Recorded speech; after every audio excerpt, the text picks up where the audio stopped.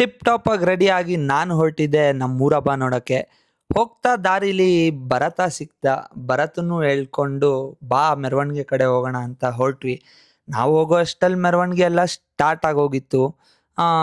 ಮುದ್ದಿನಪಾಳ್ಯ ಊರಿಂದ ದೇವಸ್ಥಾನ ಗಂಟ ನಡ್ಕೊಂಡು ದೇವ್ರನ್ನ ಕರ್ಕೊಂಬರ್ತಾರೆ. ಊರಿನ ಜನ ಎಲ್ಲ ತಲೆ ಮೇಲೆ ಆರತಿ ಎತ್ಕೊಂಬರ್ತಾರೆ. ಇದು ಭರತ್ ಅವ್ರ ಮನೆ ಆರತಿ.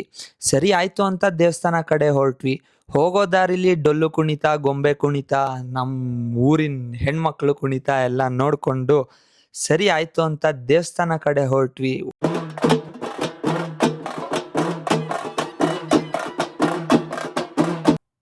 ದೇವಸ್ಥಾನಕ್ಕೆ ಹೋಗಿದ ತಕ್ಷಣ ಕೊಂಡ ಎಲ್ಲ ರೆಡಿ ಮಾಡಿದ್ರು.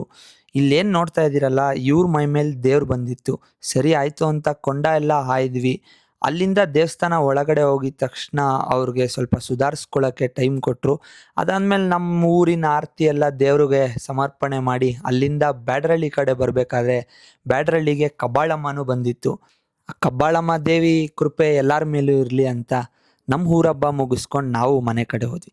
ಇದೇ ಥರ ವಿಡಿಯೋಗಾಗಿ ನನ್ನ ಪೇಜ್ನ ಫಾಲೋ ಮಾಡ್ಕೊಳ್ಳಿ, ವಿಡಿಯೋನ ಲೈಕ್ ಮಾಡ್ಕೊಳ್ಳಿ. Thank you.